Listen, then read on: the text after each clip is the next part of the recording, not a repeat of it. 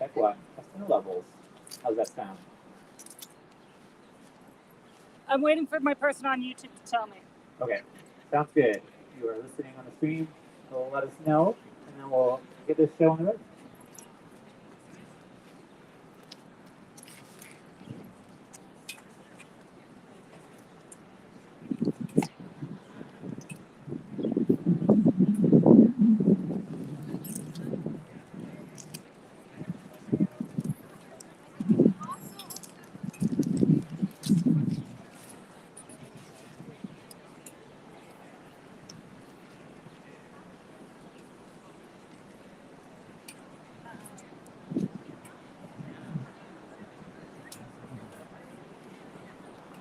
Otherwise, I think we're good. So, Worst case scenario, if you can't get anything through the feed, you can just the sound will be fine. I can't talk to her without my phone, Right. so I'm trying to get somebody else to. Here. Oh, but I also don't know if I'm. Hold on.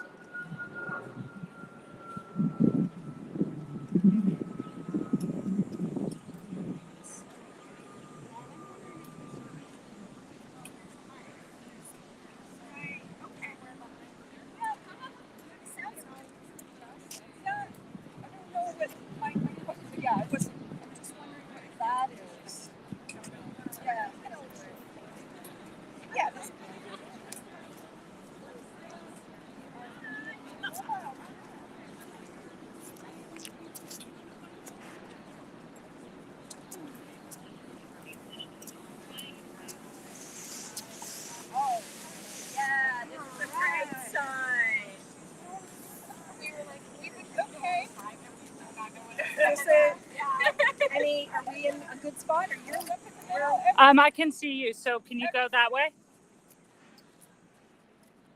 Oh, like shift all the way that way. Like you need to walk that way. Okay, cool. Stop. That's fine. I mean, I can't see it. Well, we were told that we're going to be behind. We're supposed to be behind this. Okay, then if you want to be behind the speakers, that's cool. Let's go up here further. Yeah. Is that far away? Okay. You can walk in closer. Okay. Great. Are they going to be right where the microphone is? Oh, I was hoping I'm hoping they're speaking in front of me. No, I know. That's what I'm saying. Yeah, that's the idea. We can certainly move once they get position.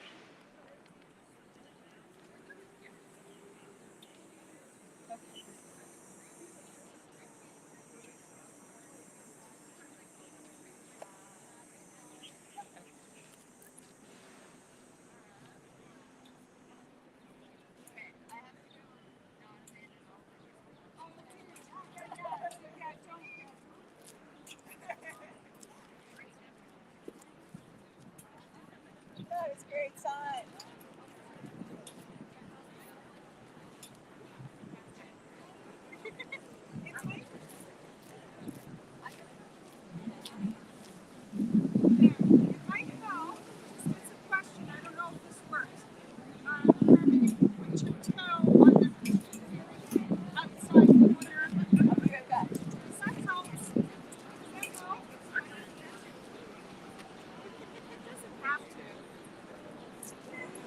Can I get a photo? Yeah. Okay.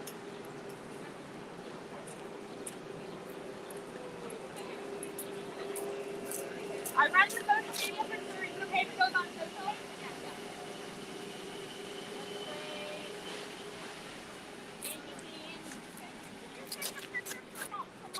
I sure could. Sorry, now I'm in the way have a live stream. That's cool. How's it going? I It's shared good. the live stream. Perfect. Everything's happening? Yeah, that's where I've set it up, but I don't know. Stay tuned. Stand up straight, stand up straight. It's hard being the model.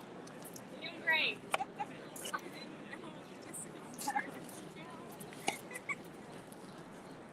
Here you go. Thank you. Thank you.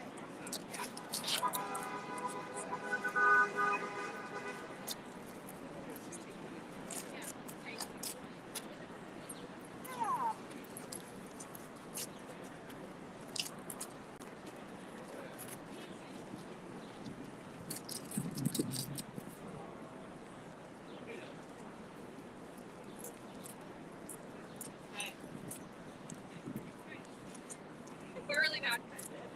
Thoroughly.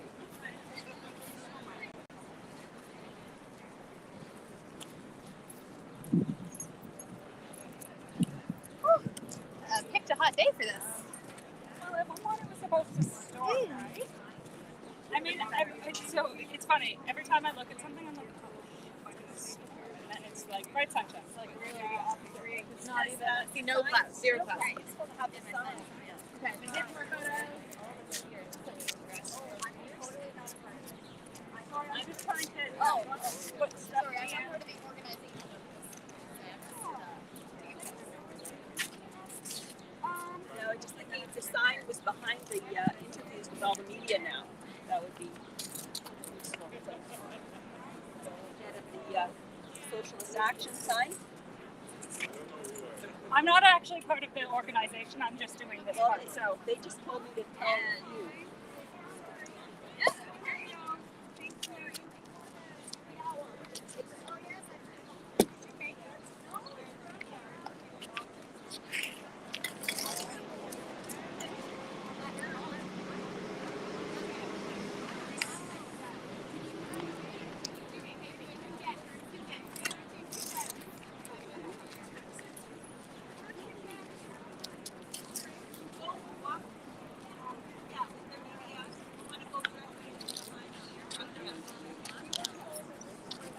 That will happen later, but for now.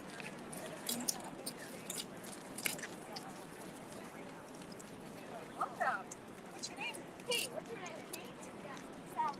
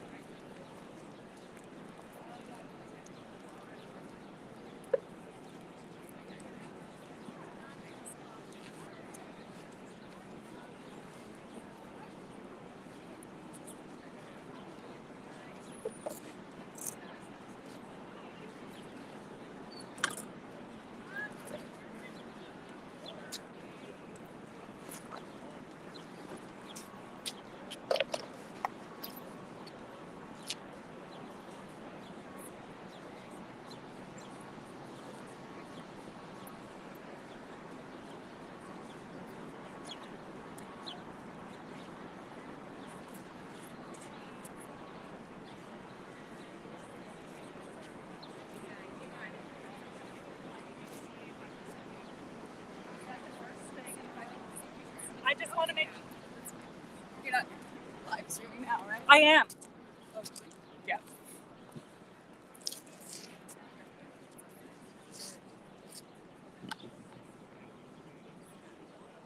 Perfect. Thank you.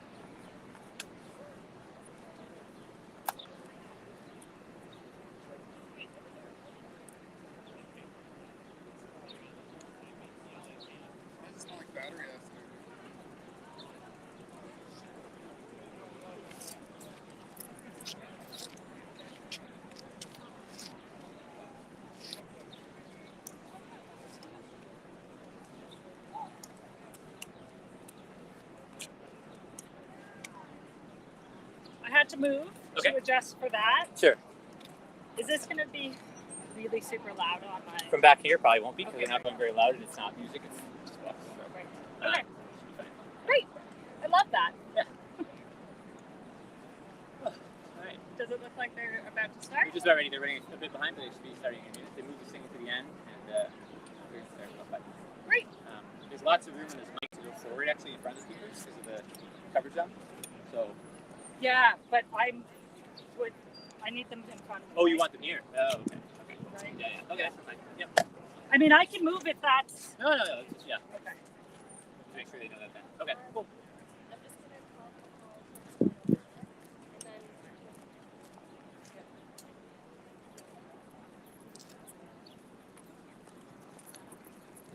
Are we on? Yep. And just so this is the camera that we're live streaming. Okay. Just gonna put my bag. Please, anything else you need under there, please put. Okay. All right, everybody, we're going to get started. If people want to come over and join us over here.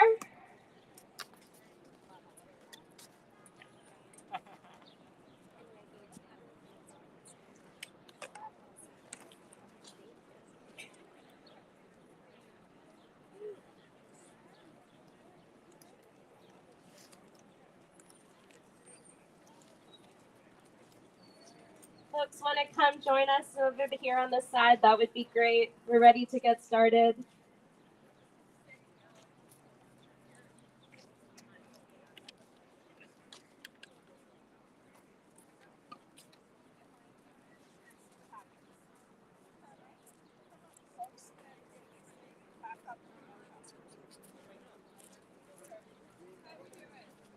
Can you put this one? No, but I mean,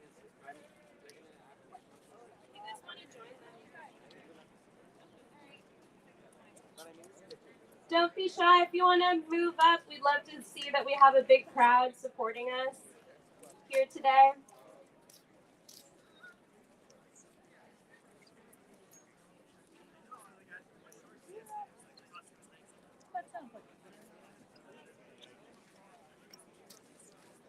We just want to make sure we got space for the cameras so that they can be at the front.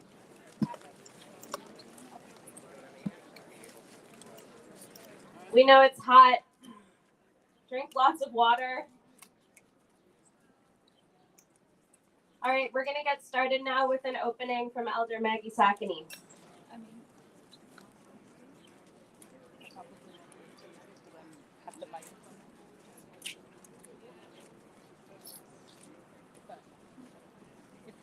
Hello, my name is Maggie Sackany. I'm from Neskantaga First Nation.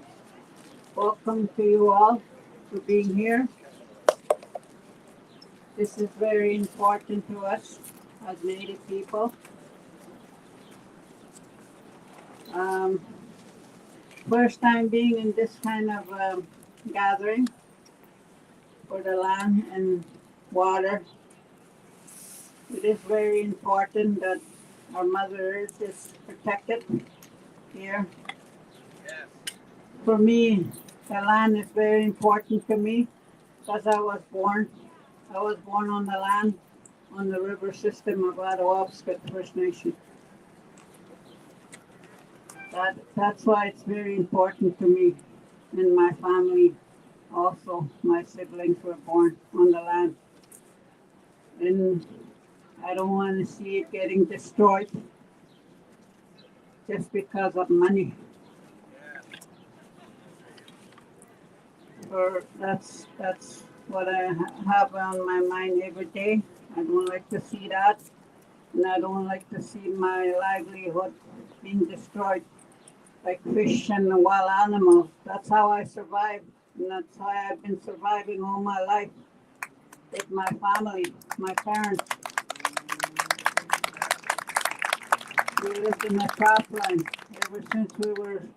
ever since I was small with my siblings till residential school came along.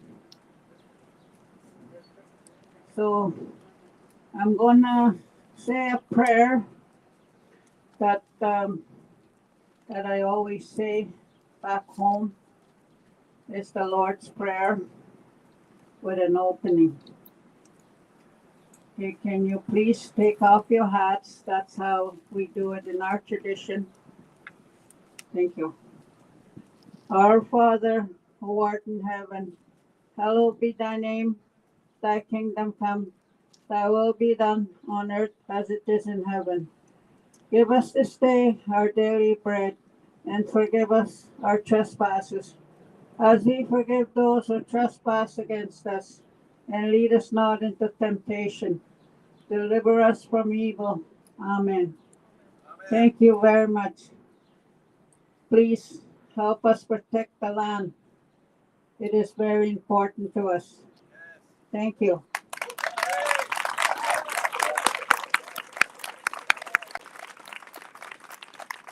All right, thank you everybody for coming out here today for the launch of the Land Alliance. Can we get some good cheers for this? We're standing here today outside the Ministry of Mines because we know that when the Ford government rams roads, mines, and extraction projects through Indigenous territories, not only is it morally indefensible, it is a big threat to the environment, a huge driver of climate change. We know that when mining roads are rammed through forested communities, they create wind tunnels for wildfires that become mega fires. So much of these stolen lands are burning. Shame on this government. Today we're going to hear from representatives from different nations within the Land Alliance who are coming together to pose one of the greatest threats to the settler colonial state, which is Indigenous self-determination. We'd like to call up Chief Rudy Turtle from Grassy Narrows to speak.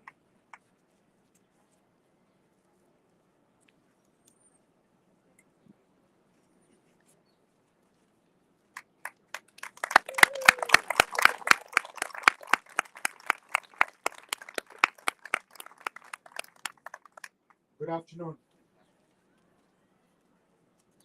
A couple of years ago, maybe 3 years ago, our communities, I was talking to Chief Donnie Morris from Big KI, or Chinamegosip Big Trout Lake, as it used to be called. We talked about helping each other. We felt that standing together would be better than standing alone. And we decided to have a meeting. We went to their home community and we started talking about an alliance. And Wabilka First Nation was there too. And the three of us agreed that we would start working together. And that's what we did. We decided that we would start protecting the land, the encroachment that's taking in our land, especially with mining, forestry, and other projects that are taking place in our home communities. We don't want those kind of developments. We want to preserve our land and keep it the way it is.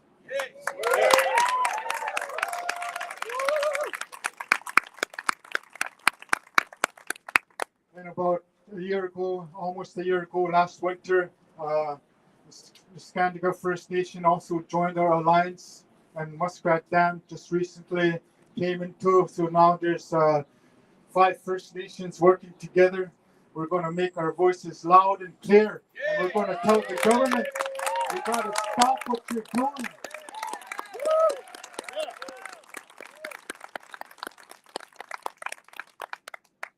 Stop encroaching in our land. Stop this development. See, we want to, as I said yesterday, those of you that heard me, as I was talking to one of the reporters, I said that we want to leave something behind for our grandchildren. We want to leave something behind for the next generation.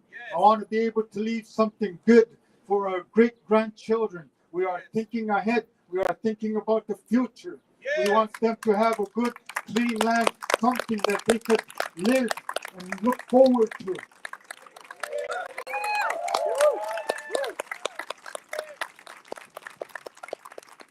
When you clear cut the land, you're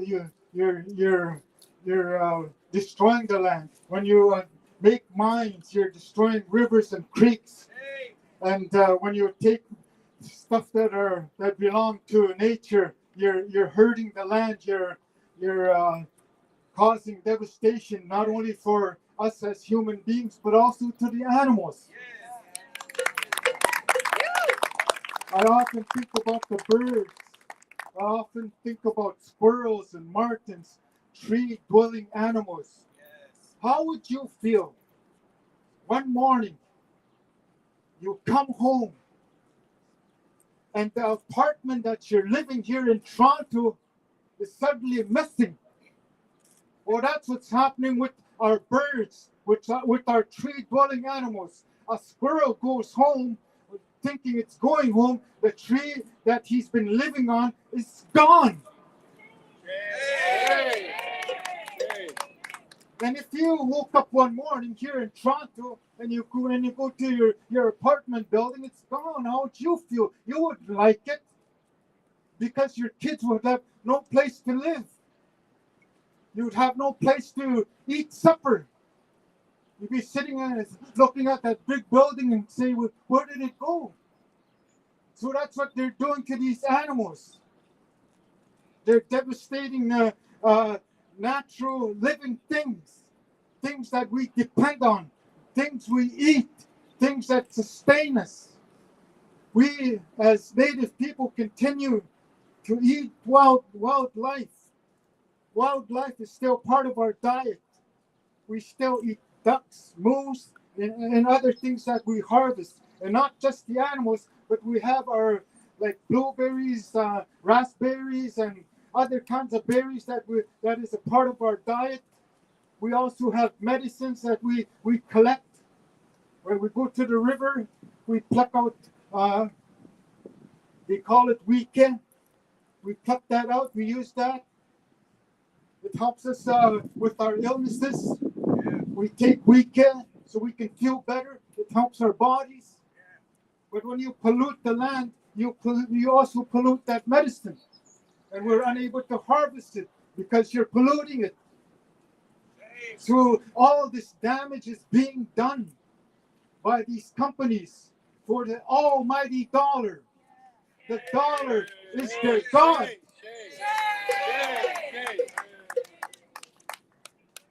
And so we are here today, and we are telling both governments, not just the province of Ontario, but also the government of Canada, stop this devastation.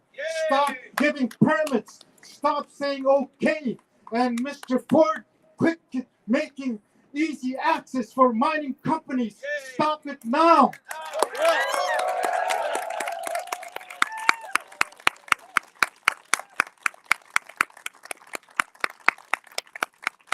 They say that they are consulting Native people. They say that we are talk to them.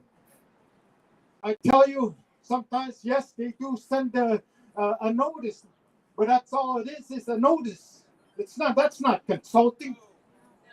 It's not consulting at all. Or they send an email saying that there's been a permit issued to just north of Grassy Narrows. It's just nothing but a notice, nothing but a letter telling us what it's all about. True consulting. You should come to our community. Come and talk to us face to face. Come and hear what our people have to say.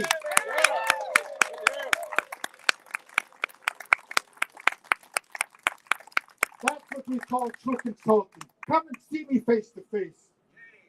Don't just send me an email. Don't just send me a letter. Come and see me. Come and talk to me. We'll sit down together and we'll tell you how we feel. We've been living on this land for years and years and thousands of years. We took care of it. We never polluted it. We never harmed it. We lived in harmony with it. But now we have these companies coming in, clear-cutting our land, drilling holes in our land. They often say as well that the methods we use today are eco-friendly. We have better techniques now. We do it in a better way than we used to 30, 40 years ago. That's a lie, a total lie. I almost said BS, but that's not part of my language.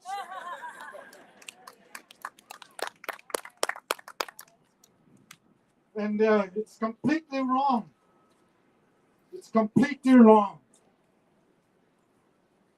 The last time we came to Toronto, the last time we came and protested, that was back in March. One of my counselors here, this is my council, my 3 counselors, and we have another counselor back home. Chris Munoz and the previous chief, as you know, they were kicked out of the Ontario legislature. They were escorted out. But you know what? The worst thing is 2 days later, Doug Ford was on TV saying, I have a good relationship with Native people. What a bunch of... He doesn't have a great relationship with Native people. He hasn't even talked to me once. How can you say you have a relationship with someone when you never talk to them? When you never talk to all of them? He has to talk to all of us, not just certain people that he thinks that he can have a way with. He should be talking to me. He should be talking to Chief Munoz. He should be talking to other chiefs that say no. Because we are saying no. And we are sending a clear message today. The message is no mining, no forestry, no development. We want our land to stay the way it is.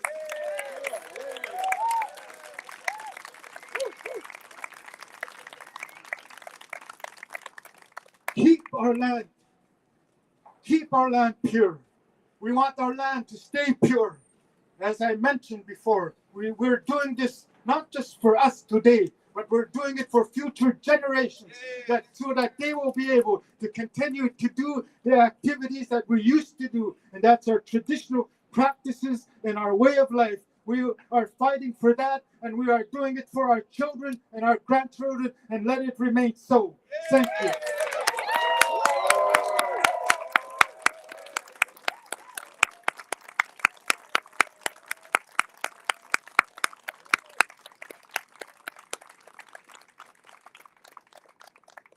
Leave another round of applause for Chief Turtle.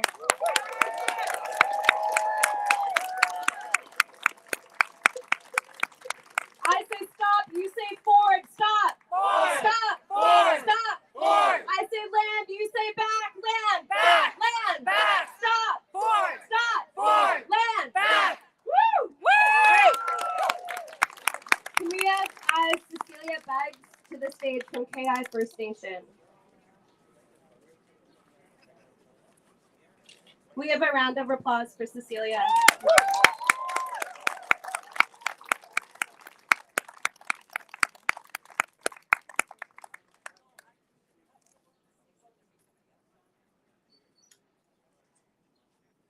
Good afternoon. It's so beautiful out, and your presence here is awesome. All you beautiful people, and I just want to say that I'm here again. I was here in March, and I will continue to advocate for people and to also support any of the other First Nations that are struggling with mining companies and coaching in their areas.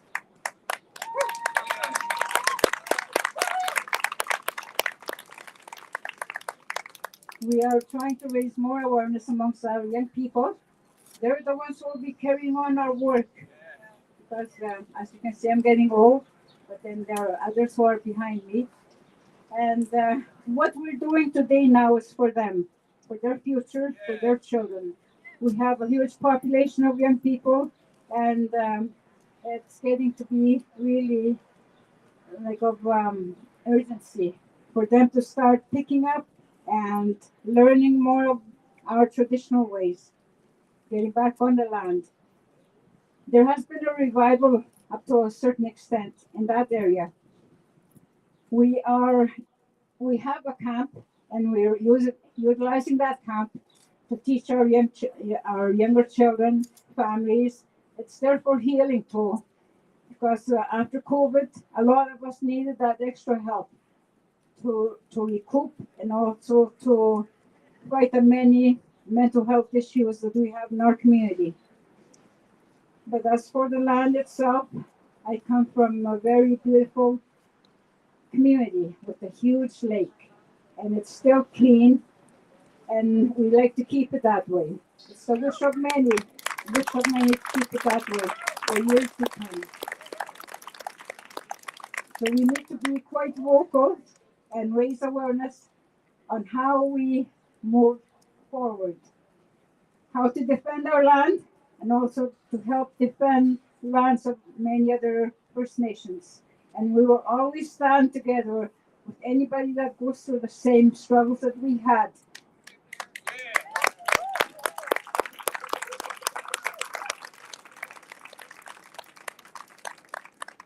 Because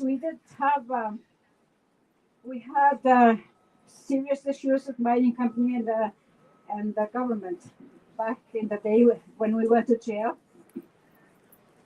So I did some time too. And nowadays young kids ask me, why did you go? What did you do wrong? And I said, I didn't do anything wrong. I was merely speaking up for you people and guarding our community and our many resources.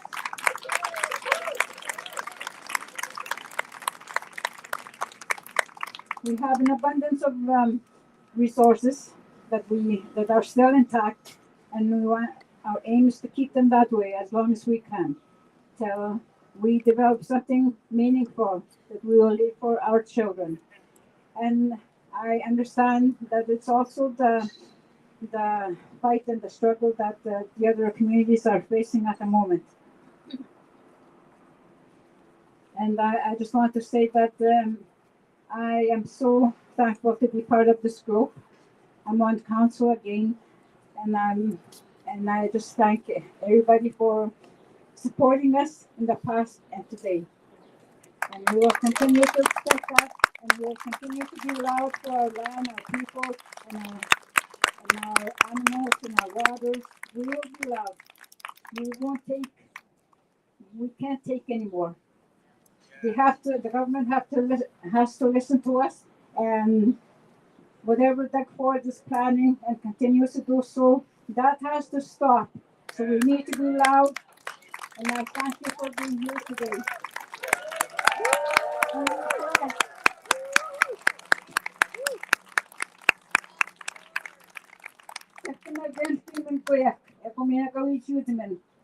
We will stand in solidarity and unity, and we will fight as we have our self-determination for our nations and for our people. And that's it for now.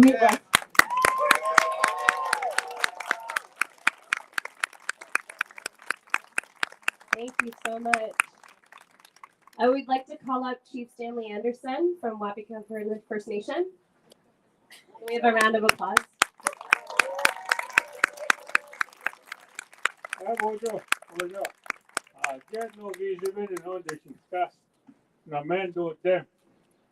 Introduce myself as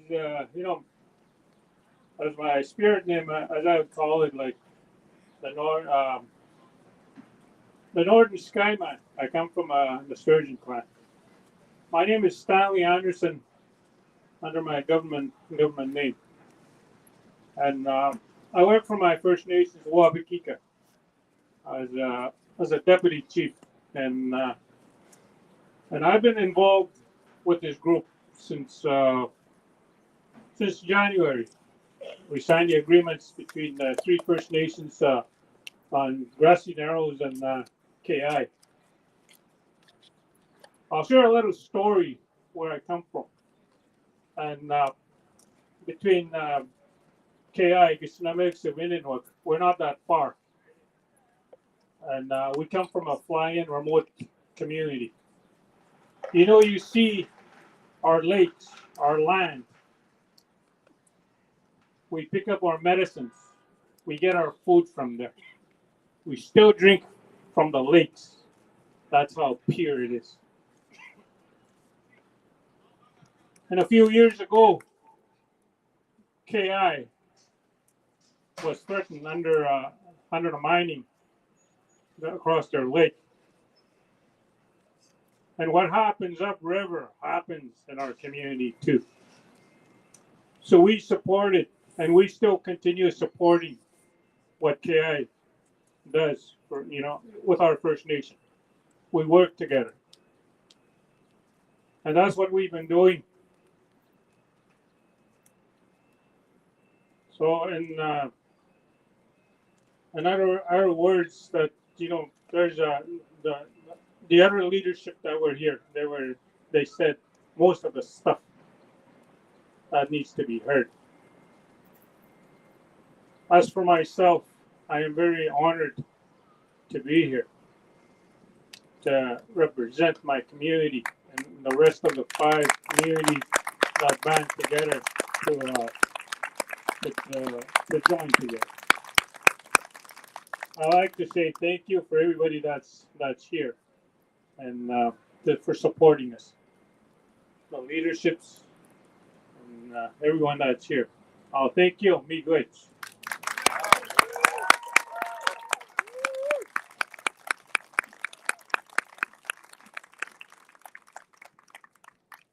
All right.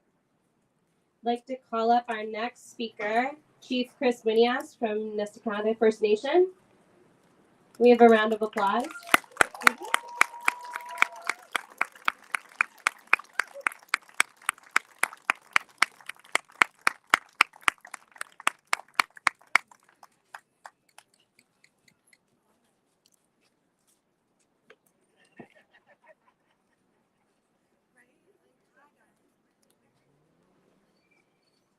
Test.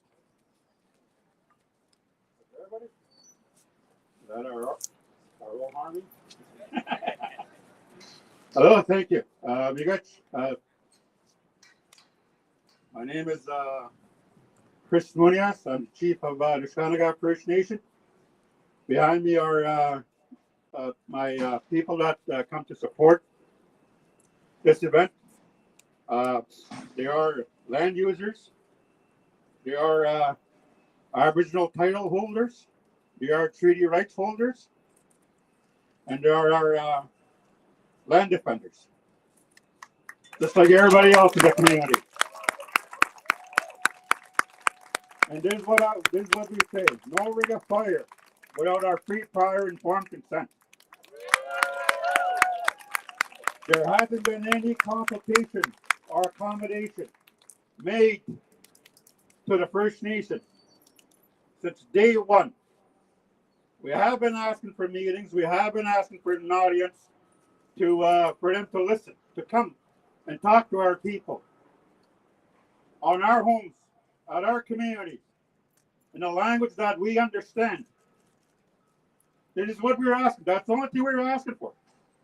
But the Ford government doesn't want to do that. Instead, he wants to do divide and conquer. First Nations. Getting other First Nations to act as agents of the Crown. That's what I heard in court last week when I was at the court here at the Supreme Court of Justice on University Avenue. One of the communities, one of the First Nations that were there said they are acting as agents of the Crown. Tell me that's not divide and conquer. It is divide and conquer. That's what they're doing. That's what they want to do. They want to pit First Nations against First Nations so they can have their mind, so they can have their free entry, so they can destroy our lands, our homelands. Even they try to dictate that the term we use as Anishinaabe people when we use homelands is not recognized in courts. They say you have to use traditional land. I have jurisdiction in my homeland. I'm a sovereign. We are a sovereign nation. We get to decide what we want to call our homelands, our traditional territories. Nobody else is going to do this. Nobody else is going to tell us how.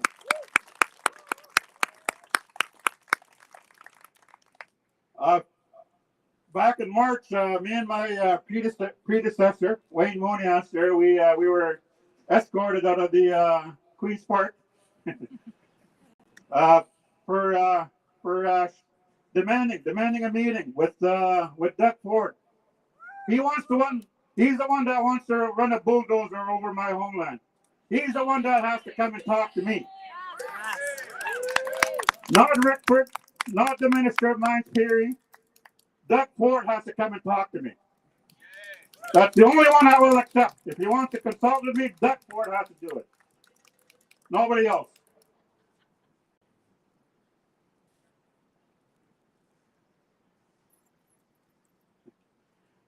And we have been under a lot of crises lately.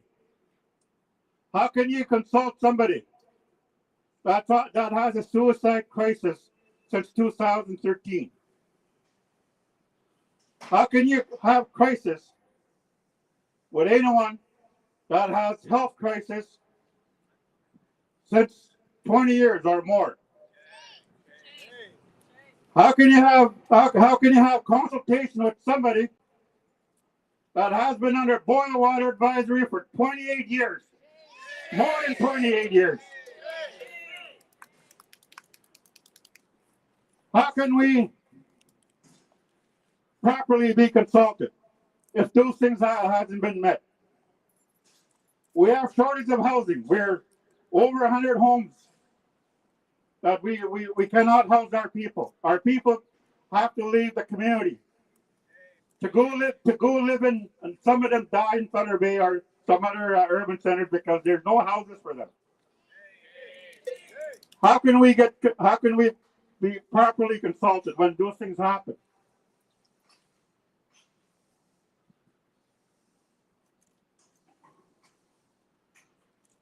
Just a few weeks ago, we had to bury somebody that was homeless in Thunder Bay that had no fixed address because we had no homes.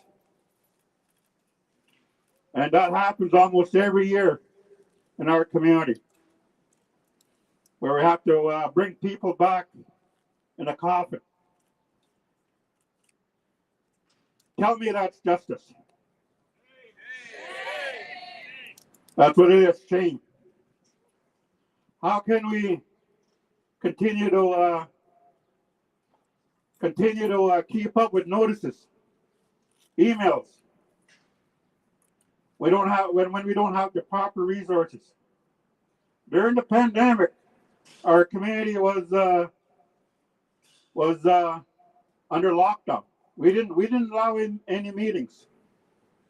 We did not allow any gatherings because we wanted to save our people, make sure our people doesn't get sick.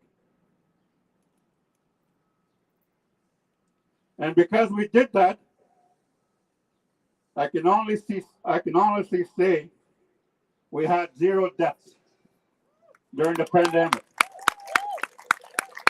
But at the same time, the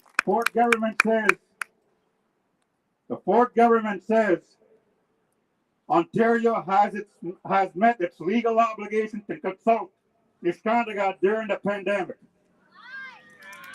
Those are lies. That's, to be honest, bullshit. Yeah, I speak the way I want to speak. I don't.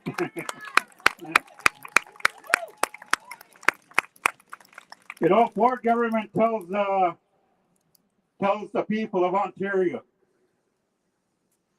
they'll do this, they'll do that, they'll get the mines, they'll get the roads built, they'll get the critical minerals that they need from the north. But those are lies. That's not going to happen without our free, prior, informed consent. He's doing that just to get votes. He's doing that just to win elections. But nothing will happen without our free, prior, informed consent. If we don't protect the river, if we don't protect the environment, if we don't protect our lands.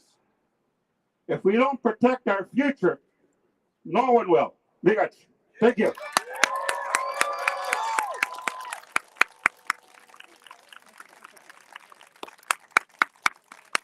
We have another big round of applause.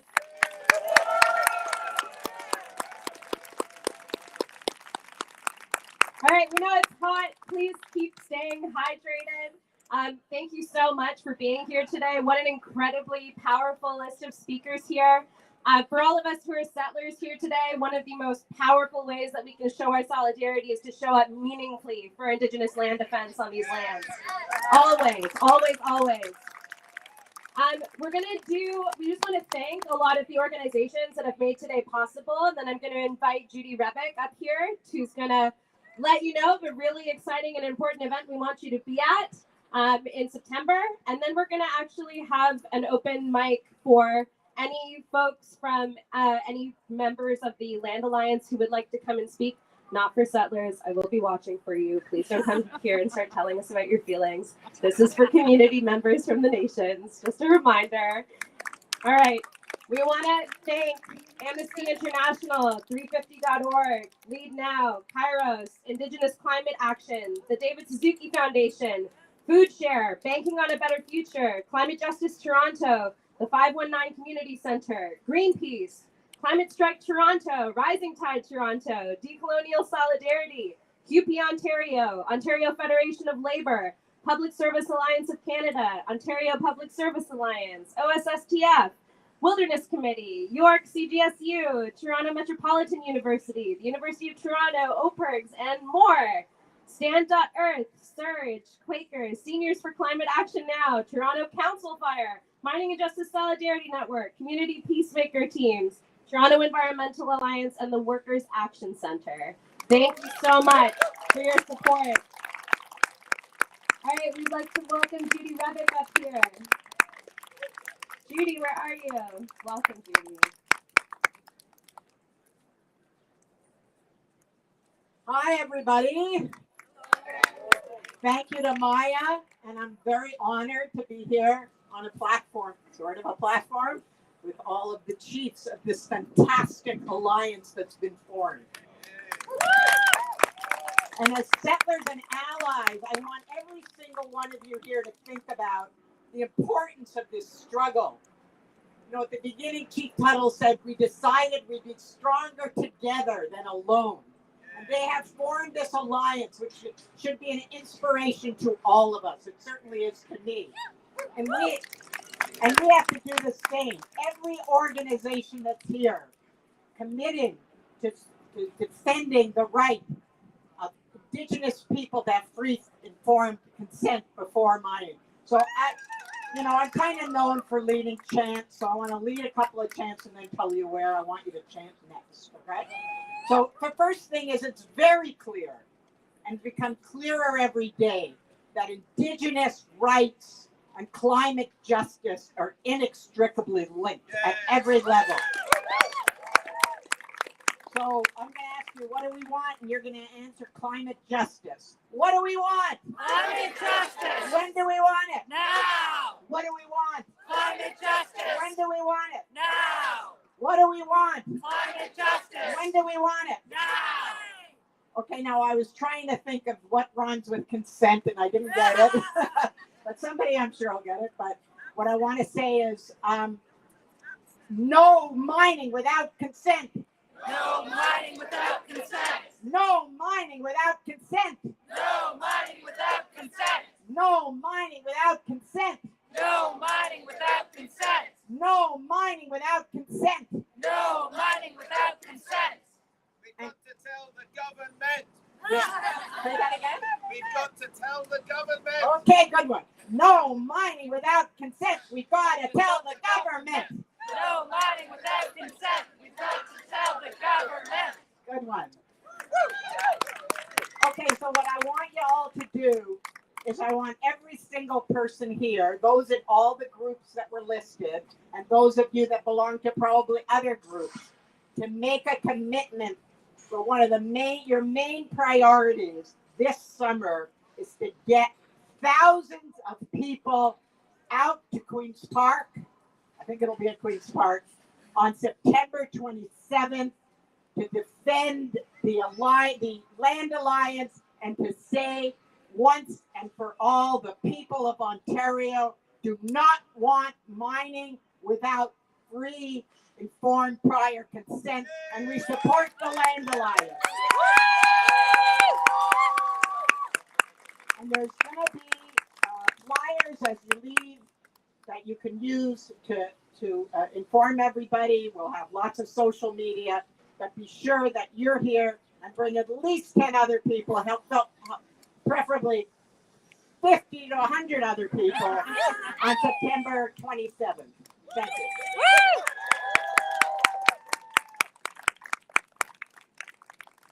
You used to give speeches or something, Judy. Yeah. You used to give speeches or something. All right, I say land, you say back, land, back, land, back, land, back, land, back. Woo! Woo! All right, we would like to welcome any community members from the Land Alliance who would like to speak. The mic is yours. There are any community members who would like to speak?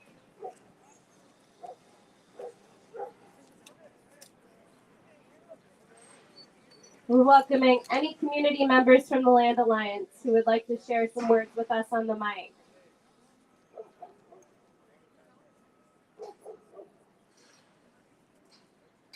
I know we have a couple of folks who did want to speak, so we're going to hold it.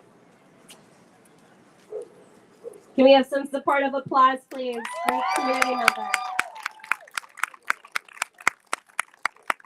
Hello, everybody. I'm very glad to be here. My name is Samuel McKay. I'm a council member from Nemiksabininuak.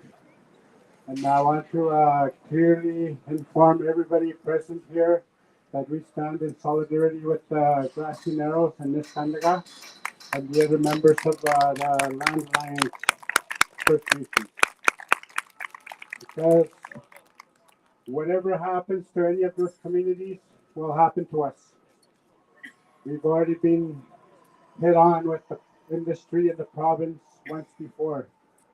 And we ended up in jail for the defense of our environment and our territory. We were in jail for 68 days.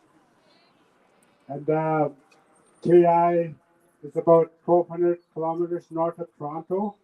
May not mean much to you, but to me that's home. And that's my life. It starts with the land and it ends with the land. There's no in between. As I informed the government of the day when we were fighting with Flatnicks, and when we were fighting with the industry, the government of Ontario, I told them that as long as my people say no to mining in our territory, that's what it's going to be.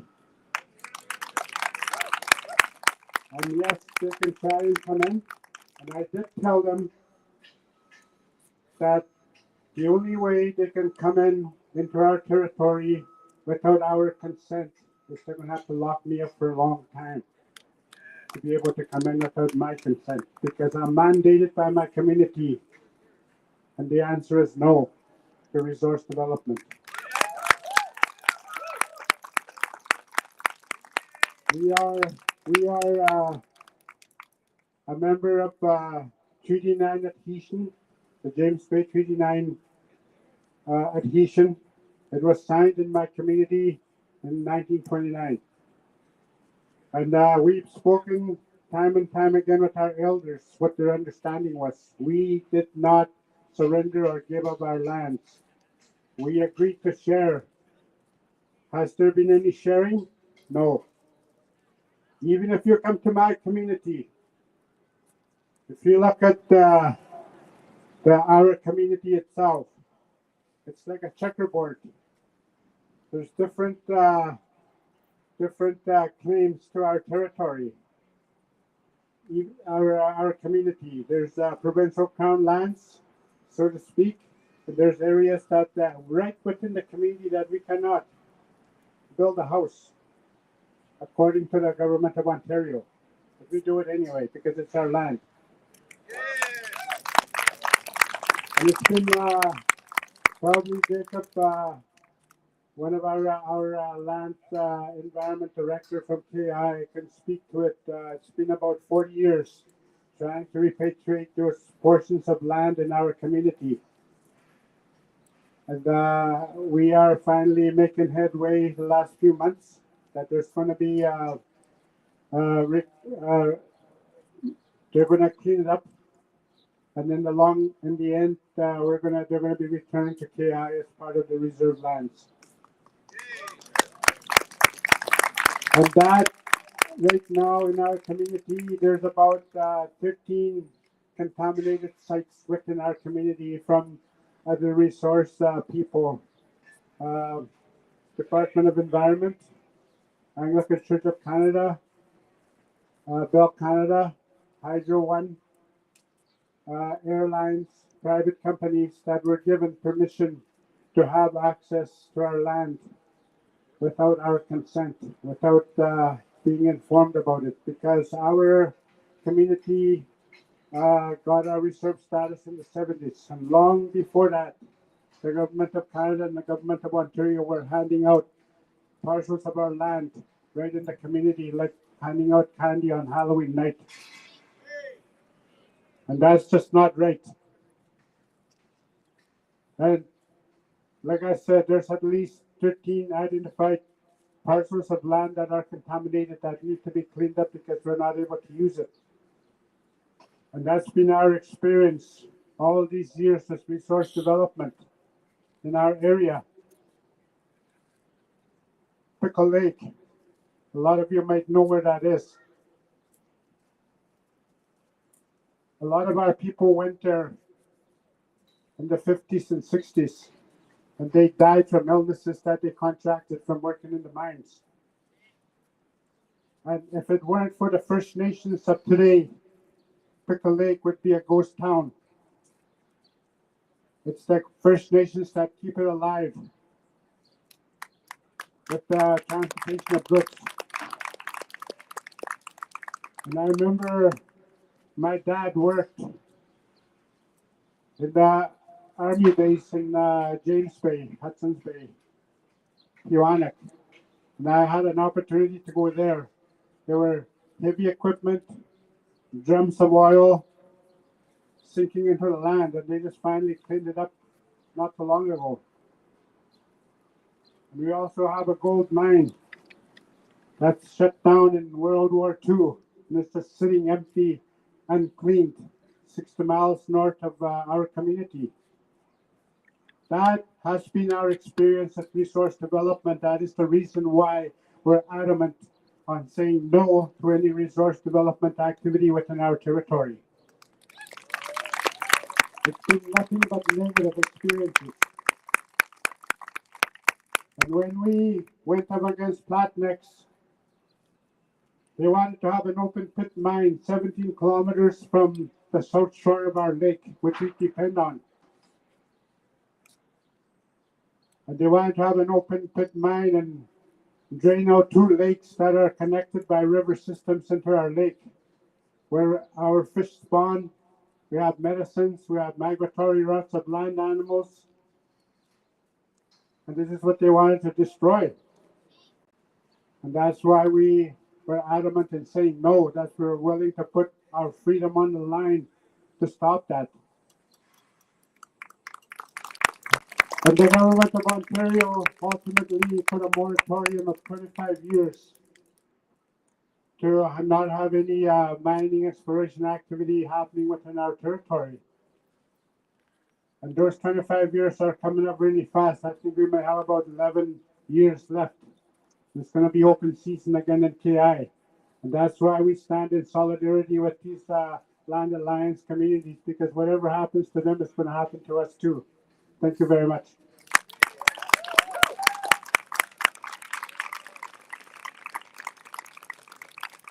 Okay. My name is Jacob Osterman. I work for Make Civilian Work, and I've supported Cecilia Big and Sam McKay. They were incarcerated back in 2008. They spent their time in jail for 68 days, And I believe that's why you're here today. You are continuing supporting us. Miigwech. Since I'll just briefly mention what we've been doing since their release back in 2018. We've been trying to establish a plan, and we call that plan as KI Homeland Planning. That is a framework that we go by. It's all about KI. It's not about the Crown. It's not about Ontario. It's not about Canada. It's about KI. And this is where our basis comes from when we are developing our KI Homeland Planning. Very important. And it didn't mean that we had lots of money doing that. It didn't really happen. And that's why we are here today in terms of First Nations that are trying to establish themselves. There's going to be a lot of funds needed in every way, in every areas that we need to be part of. There's so many areas like negotiations. You know, we don't have uh, experienced negotiators. As you know, what negotiations is involved in Canada. We don't have them, but we talk. We know what we're talking about. We know how to achieve the things that we want to achieve. It's all there, and that's part of the KI Homeland Planning. That's what it's all about.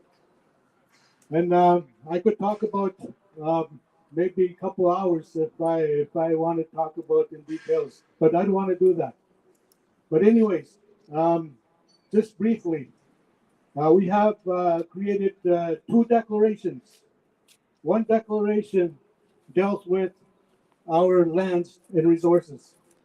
The second declaration dealt with our self-determination, self-government, and so on. So we have those two declarations, and they're at the top. And then just below, there are two anchors. We call them anchors. One anchor has to do with research on lands, mapping, and all that. So we have a robust of maps that we've created. And the second area, the second anchor has to do with treaty legal issues. So we got those two anchors. And then underneath that, we have developed three operational documents. One of them is KI Watershed. The second one is KI Consultation Protocol. The third one is KI Collaborative Governance Framework. So all this I mentioned are part of KI Homeland Planning. Like I said, this is not about Ontario. This is not about Canada. This is about KI. And it's important to understand that this plan, the KI Homeland Planning, comes from the grassroots people. It comes from the ground. It comes from our ancestors. So in closing, I'm just going to read something that we've always wanted to be reminded of. As KI, we always look upon our elders. They teach us a lot. So I'm just going to read a bit of what they have said. And this is part of our KI Homeland Planning. The sacred gift of life of our nation is rooted in territory of our ancestors. Our elders' teaching and knowledge of our rights and responsibilities allows us to care for our territory for the future generations. Our creation has placed us in our territory. It has given us all the necessities that we need to live and survive. Through the teachings of the land, we practice our responsibilities and obligations to the future generations. Our territory has provided for our peoples since the beginning of time and continues to provide for our peoples. This is our gift from the creation. Based on the inherent authority of our peoples, we enacted our own laws through our own internal processes. Our laws include, in relation and responsibilities and obligation are as follows. Our territories, our land, above and below the ground, our resources, our animals, fish, birds, and all living creations, our laws to care for each other and to the creation, our language, our spiritual beliefs and practices, our culture, customs, and traditions, our right to self-determination, and our love and respect for each other and the ability to share. These are our basis of our KI homeland planning. So, leave it. Thank you.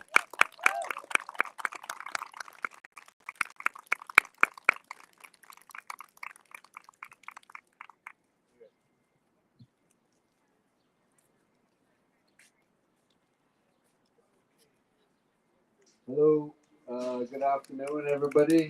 Good afternoon. Good to see everybody here. My name is Marcus Munoz. I'm a First Nation counselor for Nisquanega First Nation, and we came here to support the Land Defenders Alliance, and I'm going to get my community members to introduce themselves.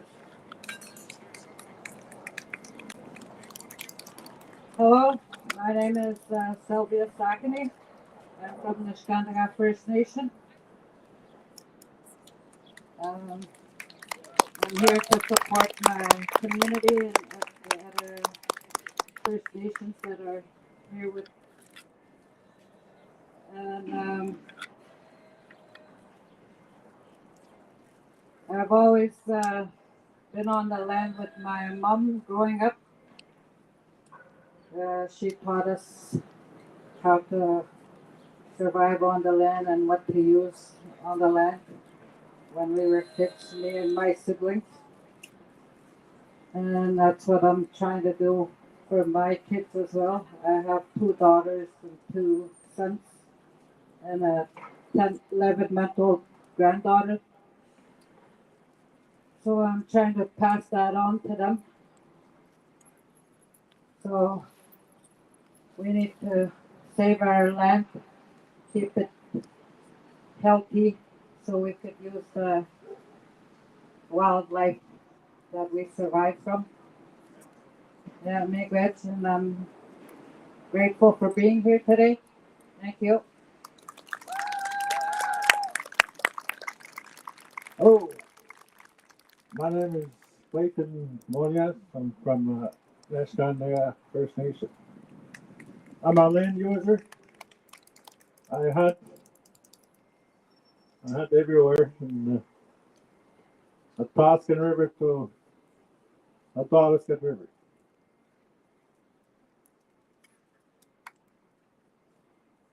I've been everywhere in that land. Even my kids, I teach my kids to go there, and they're my friends. And today I still go there, go hunt and fish. That's what I do for a living. I never stop hunting.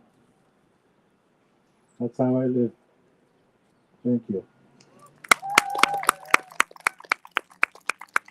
Okay, thank you, Sylvia and Clayton. So I just wanted to share today that the Ring of Fire is located on the peatlands, uh, and the the carbon storehouse that is one of the largest in the world, where it's situated on.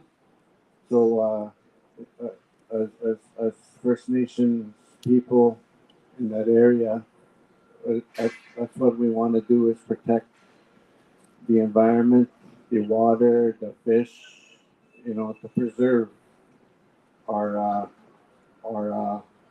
our environment, our habitat, for our future generations. So this massive mine that's potentially that's going to be developed is is uh, is is really huge. So like imagine if that carbon is released into the atmosphere.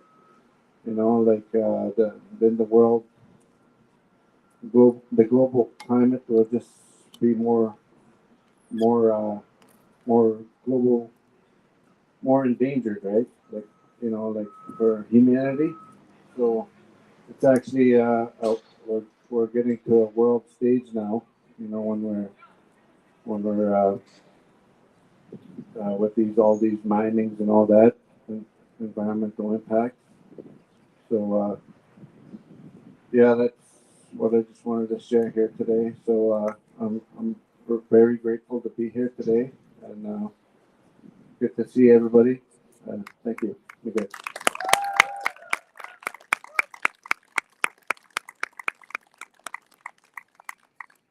All right, we just want to give another minute in case anybody else would like to speak.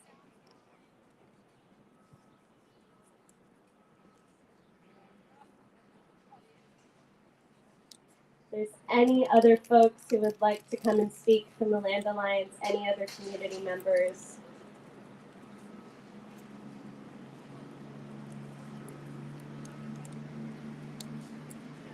I'm just going to give folks a moment to decide if they'd like to.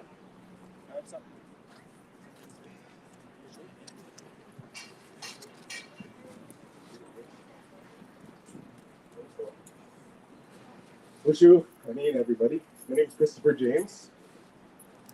Came out here to support the Land Alliance as well as the land in the north. So that's where I'm from. I came to Toronto about 6 years ago when I was living up in the areas that Grassy Narrows is and Red Lake area, and Dryden area, Kenora. So all around the lakes, those are our life up there, right? And we get all our water from the lakes too. But the water up in the north, I know because it's affected me, is infected. So it's not good. It's not good water anymore. It looks nice. It looks beautiful. I traveled all over the land up there taking pictures in the 2000s and traveled with my family and my wife. And just enjoyed the land while we could. And we tried to have a family, but we couldn't. Because just keep on coming out. It doesn't stay in. Right? So we lost 4 babies that way. We wanted to come here to get help, to heal. So that's why I'm here right now. I'm healing. Right?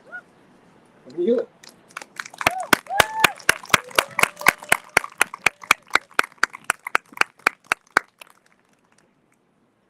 So I came up there to share my story with everybody so I can heal.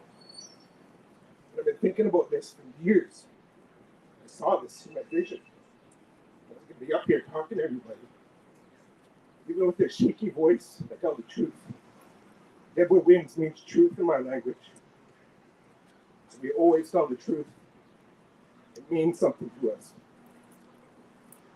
We learn that from the Great Spirit, and we learn that from Mixe, the eagle, and we learn that for our medicines, our tobacco, Sima. Right? We pray with our great medicines, and we pray to the 4 directions, because that's the land.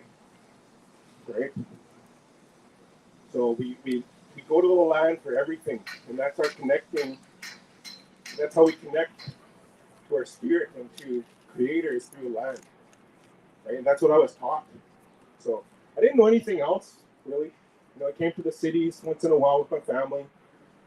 Ride the subway, stay in a nice hotel. Right?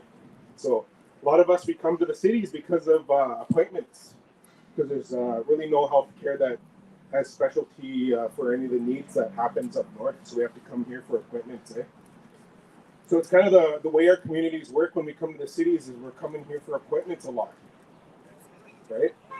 And that's the way people get off the land. So I saw the city when I was younger.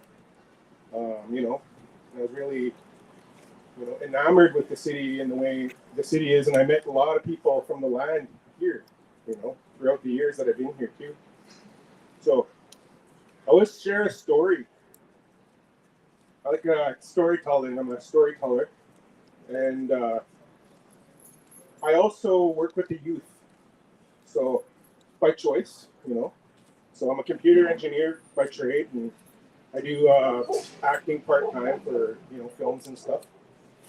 And I work with the youth because it's important to me, right? Personally, for healing and also for growth in our own community. Plus, I can share our knowledge and share what I learned, right, with the youth directly in the cities. So the cities are a point of contact, and it's like where the youth go, right? There's a lot of youth coming here off the land, so we got to share that knowledge. The story I like to share is actually directly from Grassy, and it's from one of my friends when I was a little kid. His name is Eli, and he's from Grassy. And my mom and I used to go up to Grassy Narrows. My mom's Nagani Makwakwe, and we used to go up to Grassy Narrows for ceremonies a lot because she was friends with some people that were living up in Grassy there, Mary Jane and Curtis. But we used to go up there a lot for ceremonies, and one time we went up for a ceremony, Western Doors ceremony. I didn't know what that was. I was like, what's a Western Door ceremony? What's a wake? So I learned this really early at an early age, that these ceremonies were important to us. And it was for Eli, a friend of mine. So we traveled all the way from Thunder Bay to Grassy Narrows in the middle of winter. And I didn't know my friend died. I didn't even know what that was, you know. So my mom was doing a ceremony with his family in the community up there, and I'm on the land with the kids in the middle of winter. And, you know, we're like 5 years old. And we're just out on the lake, on the frozen lake, trying to fish and stuff like that. And they were just telling me the way they live and how it affects them and stuff. And I didn't understand why my friend died. I just couldn't reconcile it. Like, I couldn't reconcile that fact. Like, what killed him? Like, he just looked normal laying in that casket. He looked completely normal, like I just seen him before. And he died because he took one too many vitamins. Imagine that. Eli passed away because he took one too many vitamins. I don't know what that, you know, means to anybody in the city, but when you're on the land and the water is exposed to heavy metals, and you drink and you eat from that land, you eat the fish and you eat the meat. He ate moose meat and he ate fish and drank the water, and his system became toxic. So his mom had little vitamins there, Flintstone vitamins. They taste like candy. And he ate one, and she put it away. But he went up and he grabbed it from the cupboard and he opened it up, and he took another one, right? And you know, normally that wouldn't be a bad thing, but since his system was so toxic with these like metals in his system, it was overload, and it killed him. Right? So yeah, I learned that at a young age, and yeah, it was the first time I ever dealt with somebody ever passing in my community. So I just wanted to share that with everybody and share Eli's story, you know, because he's not here. He's not here with us. He never got a chance to grow up, right? So, you know, we all wish that our children can grow up with us, and we all wish that our children are going to have a happy life and a healthy life, and that our children are going to have their own children, and we're going to have grandkids and great grandkids and stuff. But sometimes that's not a reality for some people in our communities on our land, because that's the way it affects us. The land's affected, and we are affected. Chimbawich. Thank you for listening, my story.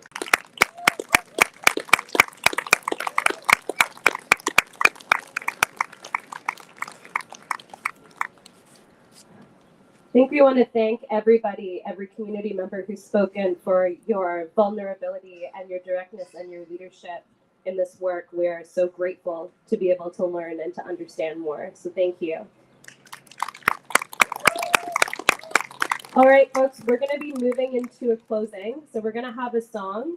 So we'd like to invite everybody just for this last part to come back out here and join us as we have the women who are going to be singing Come On Up. So if everybody, you want to move in for this final part, we're going to be closing out. This is a friendly reminder to drink water. So if everybody can move in, that would be so wonderful.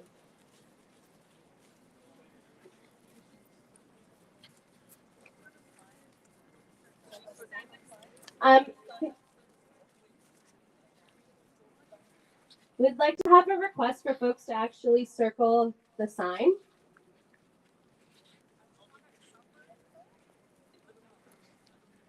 Perfect. Yeah, join a circle that begins with the sign. Perfect.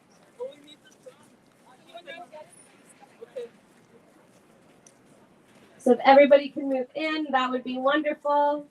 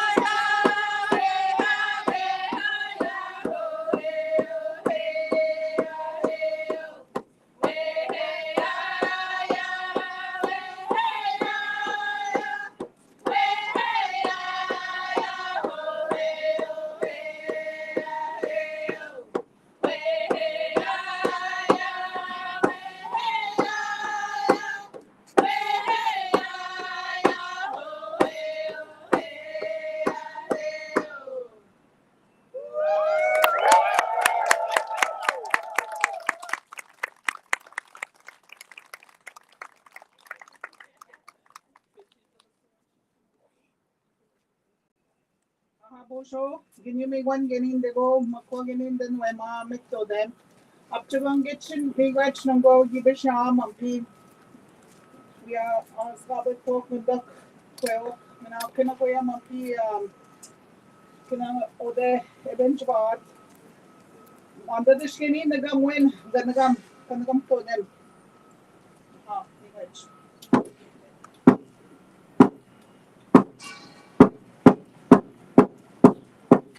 Kinabe maneg mingo. Kinabe maneg mingo. Shkaka mekwen mojiman. Chumigwe wen mingo. Away hey away hey away hey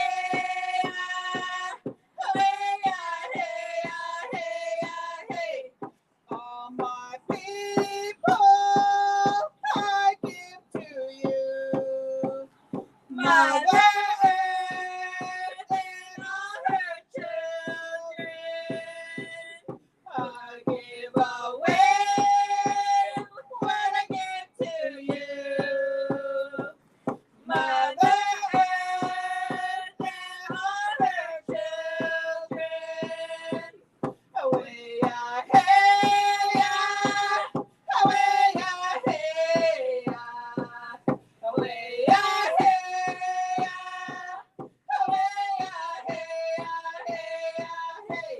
away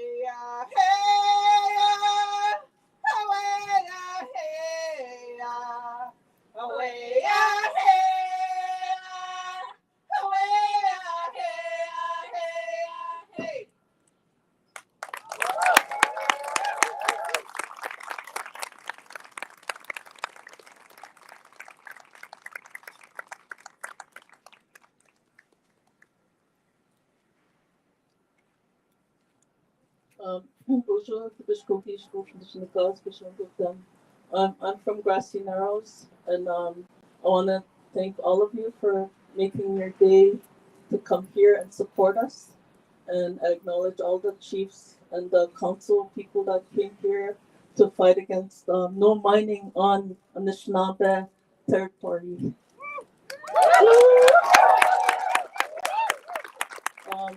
I wanted to also acknowledge like all the Anishinaabe that are in our homelands right now, that are struggling every day, you know, like to be alive, like for such a basic necessity as water, mipe.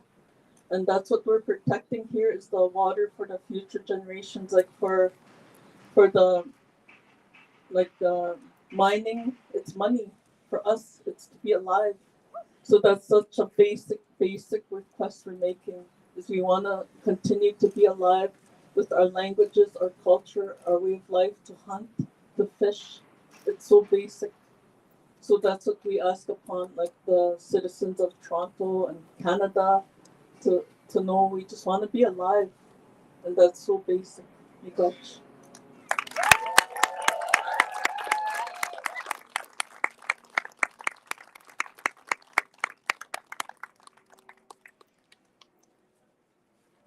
All right. Would anybody else like to speak before we close out? Any of the folks from the Land Alliance?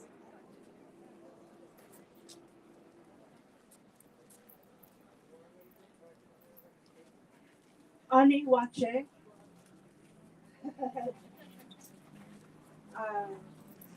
Sego Brace Dishnakalas.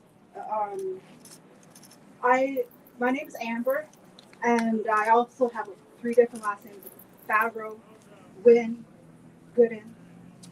I'm mixed up right now, but don't ask. That's a different story. But basically, here in this city, we get water every day, and it's such a luxury that you don't even realize what we get out of our tap every day. And even at every festival that we have around the city trucks along fresh water for us to fill out right into a reusable container for ourselves. And we take these simple things for so much for granted. And we just need to stop and really reprioritize what really sustains the human life on this world. And I'm going to say world because this goes far beyond grassy narrows now. And people are crying out all over the world about what's happening with people and mining and the effects of mining. Now, I started to do the River Run protest through a lady, I think her last name is Sterling. I met her through York University in my undergrad for health studies, and that's how I started to get involved and become aware of what's happening in these territories because my family has always kept me in the cities. And, you know, very often, like, we would go on fasting and use the land for healing, for ceremonies. My family hunts. They hunt moose, they hunt deer, they fish, they trap. I have my last name of my family from the James Bay coast is Trappers. Those are my family, and they trap and they hunt. That was their lifestyle. So this needs to be respected and protected. And we need to be kinder. We need to be able to speak up for each other when it comes to the earth, the animals, and the environment because they've had enough. And we have more than enough concrete. We have more than enough precious metals. There are more than enough diamonds. And we have all of the technology and the science to prove that we don't need to mine anymore. So this is for our water, and I'm just so thankful that people are here from all over supporting this cause. Thank you so much. All right, we want to thank everybody who came out here today. It's meant so much to have you outside in the hot, hot sun. It's going to be a hot solidarity summer. We're going to be looking forward to seeing everybody on September 27th. When? September 27th. Amazing. Bring your unions, bring your comrades, bring your friends, bring your families. Indigenous communities on the front lines of climate crisis deserve our solidarity in the streets, in the courts, and on the land. I say land, you say